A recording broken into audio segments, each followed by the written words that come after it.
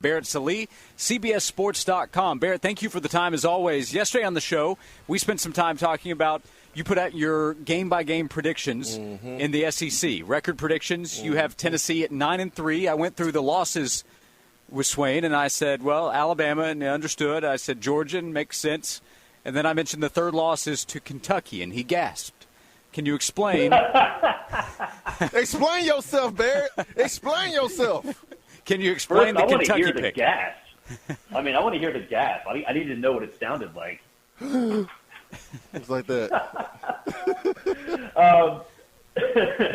Well, first things first. When you predict games like these, like when you do a pick for every single game of every single team, there has to be some inexplicable or somewhat inexplicable results, right? Like that happens. The reason I picked Kentucky is that it's a road game after the Alabama road game. That's a tough spot to be in. And when you have a quarterback like Devin Leary, who's in an offense with Liam Cohen that has worked at Kentucky in the past, that's a tough offensive matchup, especially if you have some improvement on Kentucky's offensive line, and it's hard to get worse than they were last year. So, I think those two factors went in. You guys, I've talked to you guys a lot. I think the Joe Milton hype is overstated. It's a little out of control. And so if you're going to get into a shootout or a rather high-scoring affair on the road against a good quarterback the week after you play at Alabama, that doesn't feel like a recipe for success to me. And I say that trying to justify a pick that quite honestly might not have any justification whatsoever. It might just be one of those upsets.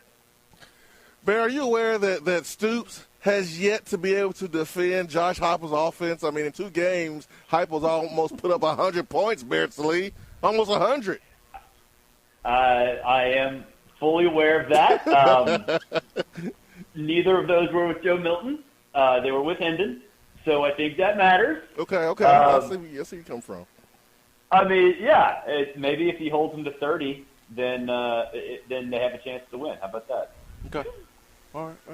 Look, I get what you're saying. Like, there has to be room for just a loss that no one's really expecting. That was the case this past year. I don't think I was expecting Tennessee to lose to South Carolina and lose the way that they did. And so I get that. You got to have some room for the unexplainable.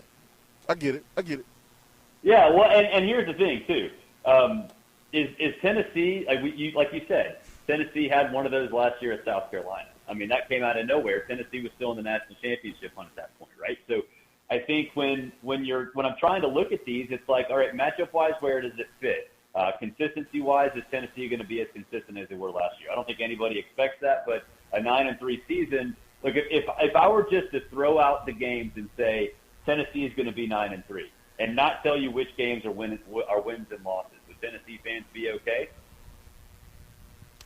They might be better. I think it's the fact that it's Kentucky and no, I'm serious. When you hear Tennessee lose to Kentucky, it's like, really? Tennessee has beaten Kentucky with some of their worst teams, and Kentucky's had some of their best teams. You mentioned that's true. Yeah, that's true, Swain. But think about this: which one would be acceptable at 9-3?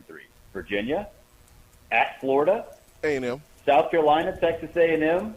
At Missouri, that's the thing is, okay, if Tennessee fans are going to be happy or at least happier at 9-3, they have to sort of figure out where the upset is, right? Yeah, it's Kentucky, Bear. That's that. I'm telling you, that's what it is. Yeah. When Tennessee fans think about just the thought of losing to Kentucky, we throw up in our mouths a little bit because you just don't lose to Kentucky. That's the reason why there's no reason to bring the Bear Barrel back, because it's always going to be here in Knoxville. And people were disgusted when Pruitt and them lost to Kentucky at home, and Jared Gantano and all the other quarterbacks just decided to throw interceptions that day. That was the worst probably game of the season because it was versus Kentucky. So there's a feeling that, hey, man, you play football in Tennessee, one thing you better not do, you better not lose to Kentucky. Well, I think under the Pruitt era, there were a lot of Tennessee fans that were just disgusted. You didn't have to specify a game or anything, just disgusted. That's true. That's true. But no, I mean, like, look, I get it. I just think that for me, looking at this, and when we're assigned to do these stories, we did them all week on CBSSports.com. I think it's unfair to the fan of college football to just go chalk all the way. Right? Like, I think, and I understand the Kentucky thing, but, I mean, y'all have to admit, at Alabama, at Kentucky is not a very good two-game stretch. It's not. Because the one thing about Kentucky is they're going to beat you up, right? Like, Kentucky's one of those teams, they play physical. That's part of their deal. They do that consistently. Tennessee doesn't want that smoke after playing Alabama. I mean, that's going to be a tiring stretch for Tennessee, and that's part of it, I think my Vols are climbing up the chimney. They're ready to climb up there after playing Alabama. I think playing Kentucky after Alabama is a relief. It's a relief. At least you don't have to play against LSU or Texas A&M or Florida, someone like that. Playing against Alabama, Kentucky is a perfect remedy. Perfect remedy. Do you believe everything you just said, Swain?